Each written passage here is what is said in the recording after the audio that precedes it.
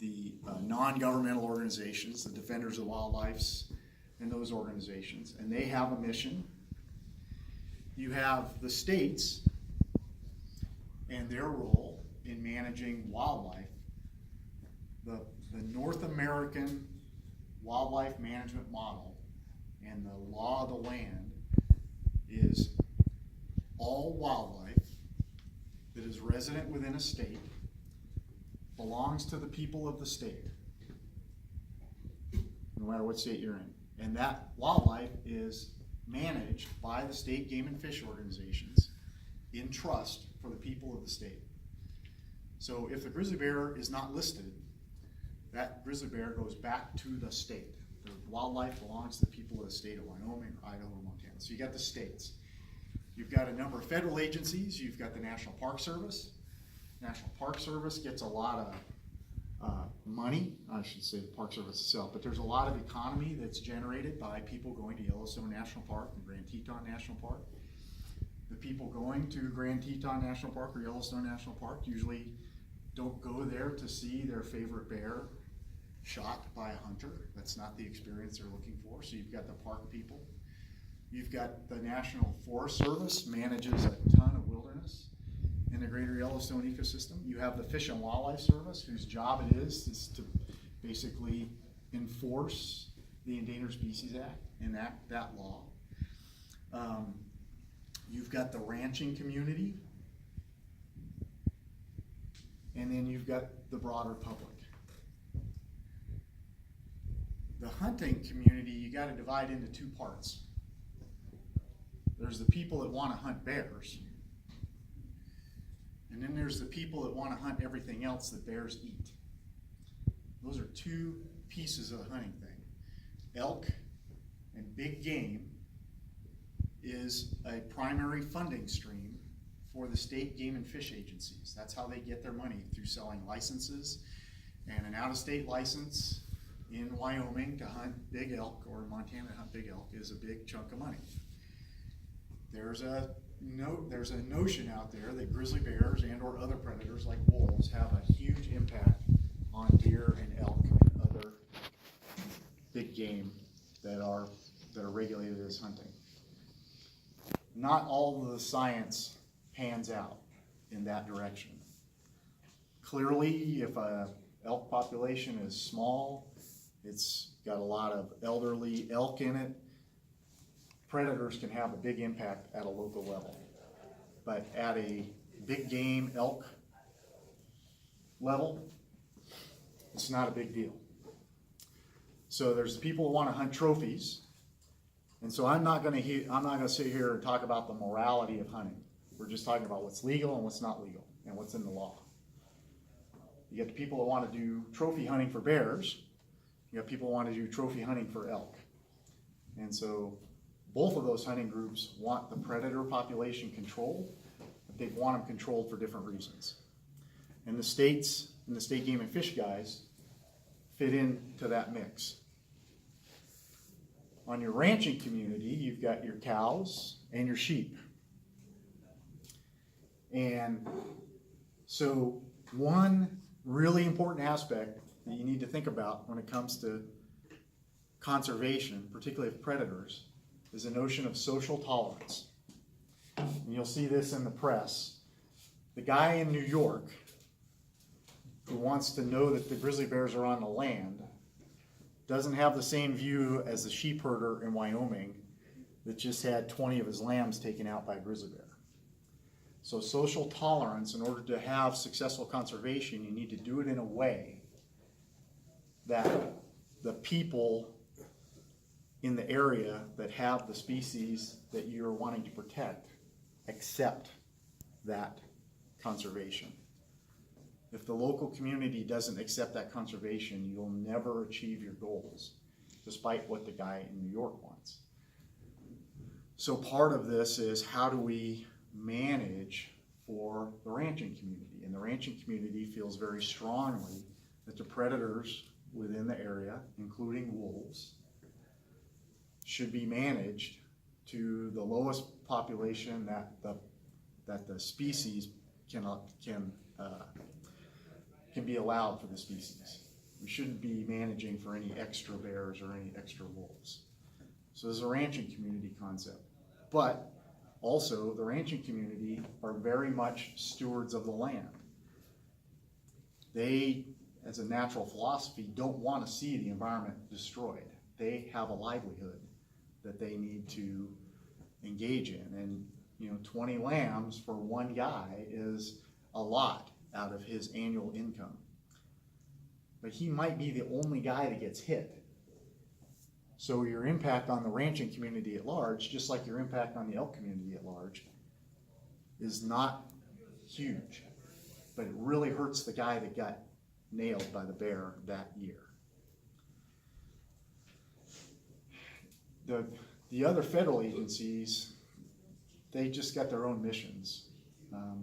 Forest Service are managing for Forest Service lands. They're managing for bears. They're cutting back on roads. Guess what roads do for bears? Anybody want to give me an answer on what a road can mean to a bear? Does it go into their environment and then they still think that it's the road's not there and then they get hit by a car or something? Right. So, mostly correct. Bears create access, absolutely, to habitat. What's the number one cause of mortality for bears? Human persecution and human-bear conflict and interaction. So the more roads you create into intact habitat, the more access you create for people, the more campers that don't know what they're doing, with toothpaste in their tents, and the peanut butter sandwiches that they've left in their backpacks, creates human-bear conflict. So the Forest Service has a whole program that they've established to cut down on roads, have bear-secure campsites, not have developed campsites and intact habitat. So Forest Service, Park Service manages the bears within the park. USGS, the U.S. Geological Survey, is our science arm. They have a huge interest in the grizzly bear because it is the most studied bear in the world. And USGS has done a lot of that science in terms of our understanding of grizzly bears. So when you're working in a conservation arena like the Fish and Wildlife Service does and trying to make decisions about whether something should be protected or not protected, there's a social context that's in the background, but it's a social context that we cannot consider in our rules.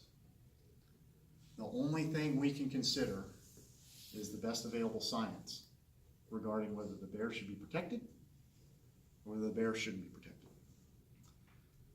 And that was one of the cornerstones of this most recent litigation, is the judge did not believe that the service, in those two circumstances, the population estimator and the genetics, he did not believe we used the best available science in making that decision.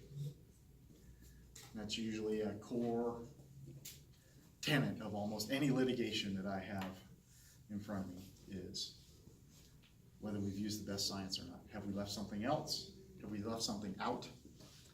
Have we misinterpreted something in a wrong way? Have we misused science in some way, shape, or form? Have we ignored something that we should have been aware of? Those are all aspects of the litigation. And so, I forgot to talk about the environmental community. So the environmental community,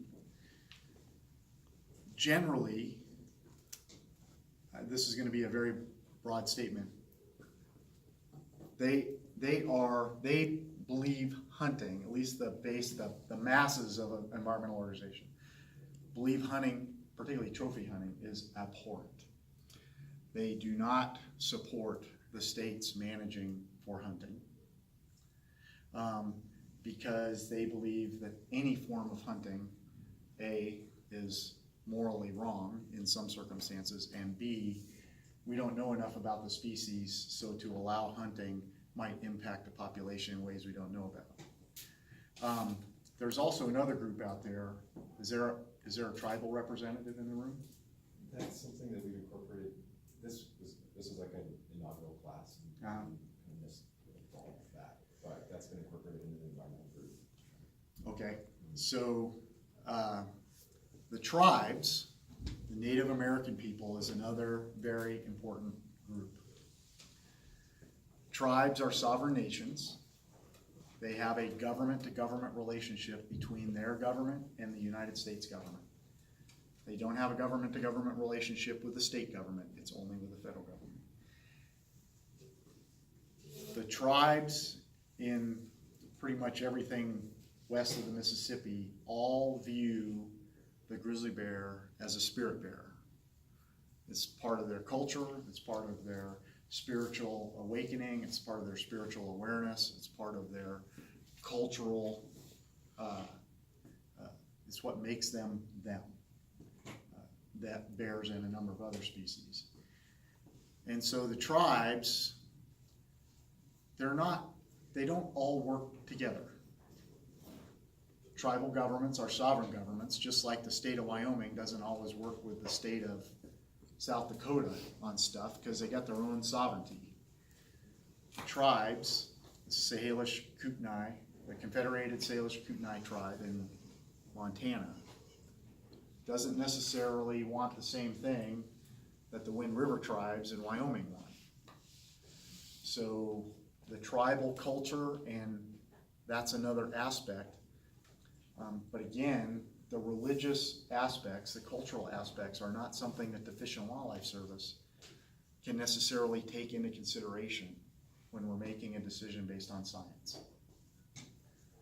The tribal interests are their basic issue is the trophy hunting. They believe that, and firmly to their core, that hunting a grizzly bear for a trophy is a violation of their religion. It would be like somebody walking into the local cathedral and pulling down the Virgin Mary off the pedestal and violating the Virgin Mary in some way. It's that deep to them. It's a religious violation from their perspective. So we have a challenge of how should we as the federal government in our sovereign relationship with the tribes be thinking about that.